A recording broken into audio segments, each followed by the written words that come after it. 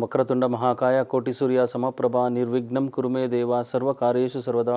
ಓಂ ಗಣಾನಾನ್ವಾ ಗಣಪತಿಗಂ ಹವಾಮಹೇ ಕವಿಂ ಕವೀನಾಮುಪಮಶ್ರಮಸ್ತಮಂ ಜ್ಯೇಷ್ಠರಾಜಂ ಬ್ರಹ್ಮಣಸ್ಪತಃ ಆನ ಶೃಣ್ವನ್ನೋತಿ ಬಿಸಿ ದಸಾದನಂ.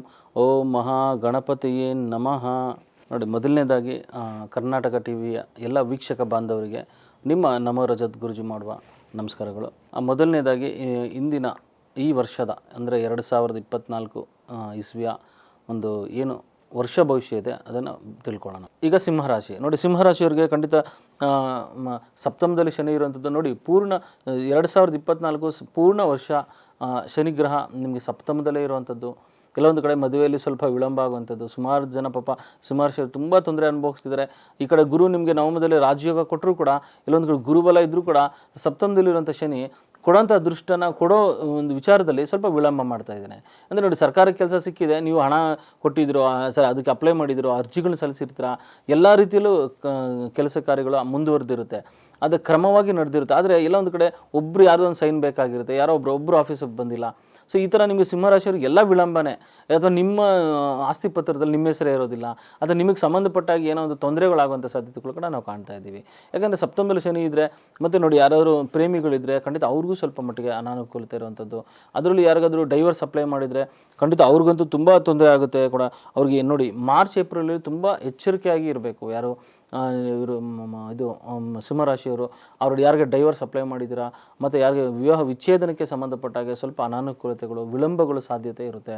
ಅದರಲ್ಲೂ ಸಿಂಹರಾಶಿಯವರಿಗೆ ಯಾವ ಕೆಲಸದಲ್ಲೂ ಸ್ವಲ್ಪ ಉತ್ಸಾಹನೇ ಇರೋದಿಲ್ಲ. ಏನೋ ಒಂಥರ ಅವ್ರಿಗೆ ಗರ ಬಡ್ದಿರಂಗಿರೋದು, ಮನಸ್ಸಲ್ಲಿ ಏನೋ ಒಂದು ಮಂದಾಸನೆ ಇರೋದಿಲ್ಲ, ಮುಖದಲ್ಲಿ ಏನೋ ಒಂದು ಕಪ್ಪು ಛಾಯೆ ಇರುವಂಥ ಸಾಧ್ಯತೆಗಳು ಕೂಡ ನಾವು ಕಾಣ್ತಾ ಇದ್ದೀವಿ. ಅಂದರೆ ಮುಖ್ಯವಾಗಿ ಶನಿಯ ಒಂದು ಬಲ ಸಪ್ತಮದಲ್ಲಿ ಇರುವಂಥದ್ದು, ಎಲ್ಲೋ ಒಂದು ಕಡೆ ಸಾಡೆ ಸಾತಿ ಇರುವಂಥದ್ದು, ಸಾಡೆ ಸಾತಿ ಇಲ್ಲ ಅರ್ಧ ಅಷ್ಟಮ ಶನಿ ಅಂತ ಹೇಳ್ತೀವಿ. ಕೆಲವೊಂದು ಕಡೆ ಆ ಶನಿಯ ಒಂದು ಪ್ರಭಾವದಿಂದ ಸಾಡೆ ಸಾತಿ ರೀತಿಯಲ್ಲಿ ಸ್ವಲ್ಪ ಪರಿಣಾಮಗಳು ಬೀರುವಂಥದ್ದು ಸಾಧ್ಯತೆಗಳು ಇರುತ್ತೆ. ಅದು ನೋಡಿ, ಅದರ ಪರಿಹಾರ ಅಂತ ಮಾಡಿದಾಗ ಖಂಡಿತ ನಿಮಗೆ ಅನುಕೂಲ ಆಗುವಂಥದ್ದು. ಈಗ ನೋಡಿ, ಅಷ್ಟಮದಲ್ಲಿ ರಾಹು ಇರುವಂಥದ್ದು, ಎಲ್ಲ ಒಂದು ಕಡೆ ಈ ಹೆಚ್ಚಿನ ಮಟ್ಟದಲ್ಲಿ ಕುಟುಂಬದಲ್ಲಿ ಏನೋ ಒಂದು ದೊಡ್ಡ ಮಟ್ಟದಲ್ಲಿ ವ್ಯಾಪಾರ ವ್ಯವಹಾರ ಮಾಡೋಕ್ಕೆ ಹೋಗುವಂಥದ್ದು, ಅಲ್ಲಿ ನಿಮಗೆ ತೊಂದರೆಗಳಾಗುವಂಥದ್ದು ಕೂಡ ನಾವು ಕಾಣ್ತಾ ಇದ್ದೀವಿ. ಅದರಲ್ಲಿ ನೋಡಿ, ಯಾರೋ ಒಬ್ಬರು ಡೆಪಾಸಿಟ್ ಮಾಡಿರೋವಂಥದ್ದು, ಫಿಕ್ಸೆಡ್ ಡೆಪಾಸಿಟ್ ಮಾಡಿರೋವಂಥದ್ದು, ಯಾರೋ ಒಬ್ಬರು ಮಾತು ಕೇಳಿ ತಪ್ಪು ಒಂದು ಕಲ್ಪನೆಗಳಿಂದ ಅವ್ರಿಗೆ ತಪ್ಪು ನಿರ್ಧಾರಗಳನ್ನ ತಗೊಂಡು ಹಣನ ಕೊಡುವಂಥದ್ದು, ಮತ್ತು ಲಾಸ್ ಆಗುವಂಥದ್ದು, ಹೀಗೆ ಹಲವಾರು ರೀತಿಯಲ್ಲಿ ಅನಾನುಕೂಲತೆ ಇರುವಂಥದ್ದು ಸಿಂಹರಾಶಿಯವರಿಗೆ ಬರೋ ವರ್ಷ ನಾವು ಕಾಣ್ತಾ ಇದ್ದೀವಿ.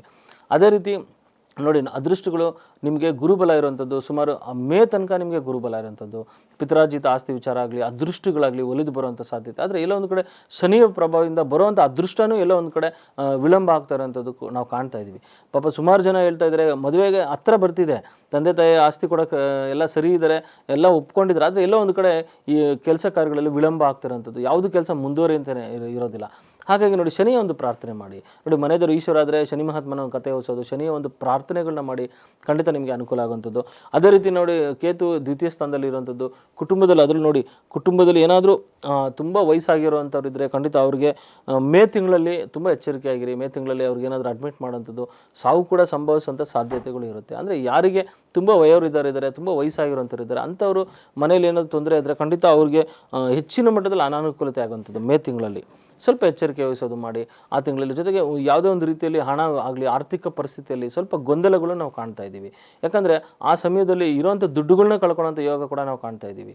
ಅದರಿಂದ ಮತ್ತೆ ಎಲ್ಲೋ ಒಂದು ಕಡೆ ನೀವು ಆಡಿರೋ ಮಾತಲ್ಲಿ ಎಲ್ಲೋ ಒಂದು ಸ್ವಲ್ಪ ಎಡವಟ್ಟು ಮಾಡ್ಕೊಳ್ಳೋವಂಥದ್ದು, ಒಂಥರ ಜೋರಾಗಿ ಮಾತಾಡೋವಂಥದ್ದು, ಮನಸ್ಸಿಗೆ ಬೇಸರ ಆಗೋ ರೀತಿಯಲ್ಲಿ ಕೂಡ ನೀವು ಮಾತಾಡೋವಂಥದ್ದು, ಎಲ್ಲೋ ಒಂದು ಕಡೆ ಸಂಬಂಧಗಳು ದೂರ ಆಗುವಂಥ ಸಾಧ್ಯತೆ, ಒಂದು ಸ್ನೇಹಿತರಾಗಲಿ ಆಗೋ ಸಾಧ್ಯತೆ ಇರುತ್ತೆ. ಯಾಕಂದರೆ ರಾಹುಕೇತುಗಳು ಪ್ರಬಲವಾದ ಛಾಯಾಗ್ರಹಗಳು.